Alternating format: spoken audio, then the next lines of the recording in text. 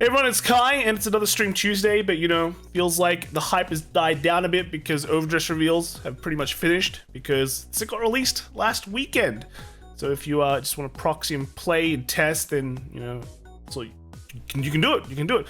That just means that set 2 releases are going to come out a bit later, and I think they're just going to reveal some festival collection stuff, which I think is just like a one-off. Most of it's just reprints, right? So nothing too crazy, but let's not forget, Vanguard is not just about overdress now. It still has, you know, Zero, it still has V-Premium, and it still has Premium, or V-Stand, or whatever you want to call it.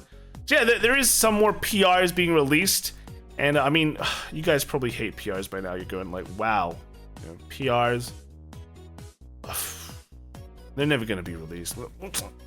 Might as well go over it, right? Pretty good. So the first PR we got is Aqua Force.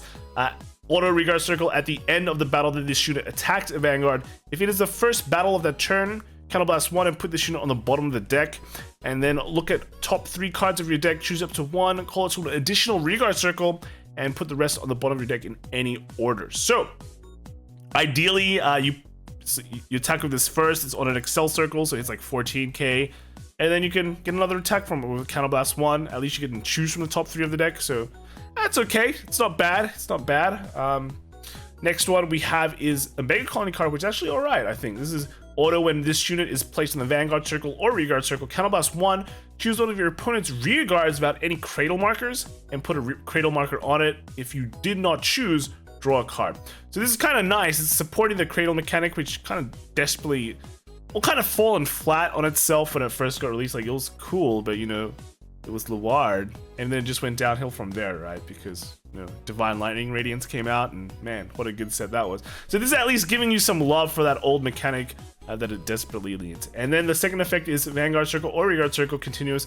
During your turn, if your opponent has a rear guard with a cradle marker, this unit gets power plus 6,000. Nice, it's 15k, hits some numbers, you know, can beat with an AK boost to hit 23, so that's pretty good. That's okay. So overall, pretty good PR. Hopefully it comes out.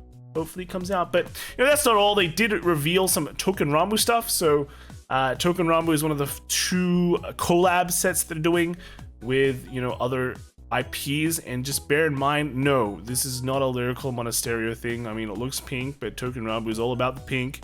But no, they're their own collab nations, right? So they don't go with anyone else. So first one, we've got Kashu Kyomitsu, I think.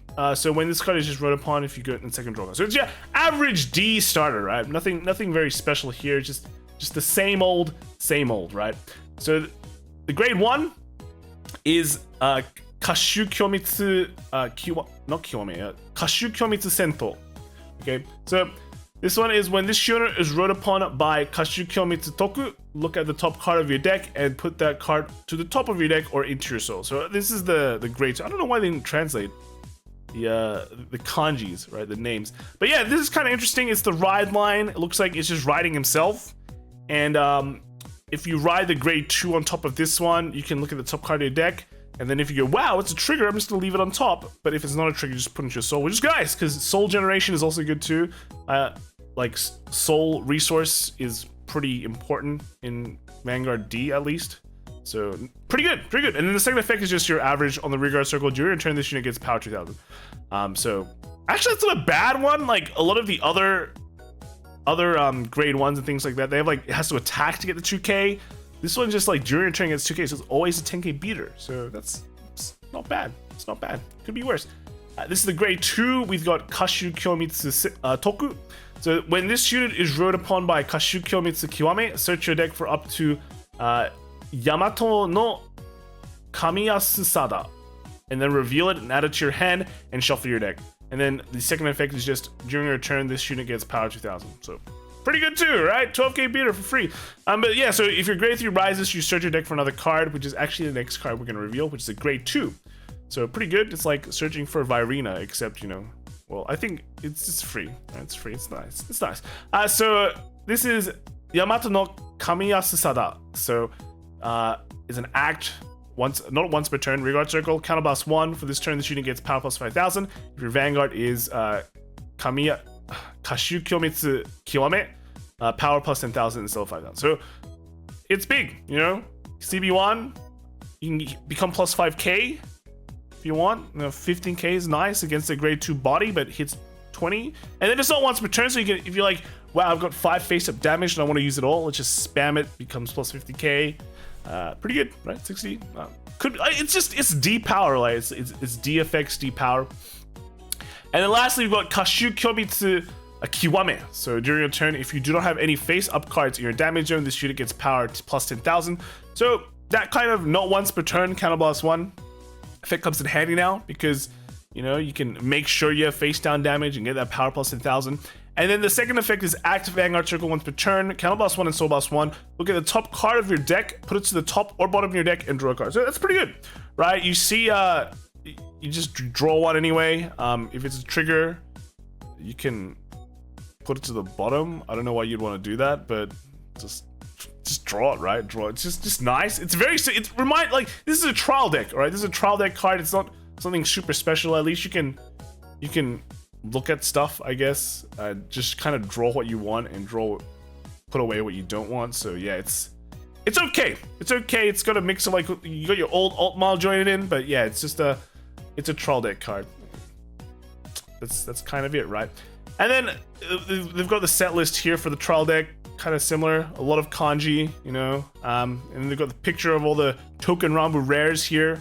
This actually looks pretty nice. I like these Token Rambu rares. They're like full art, and I mean they're all guys, but you know, they know what target they want to get for, right?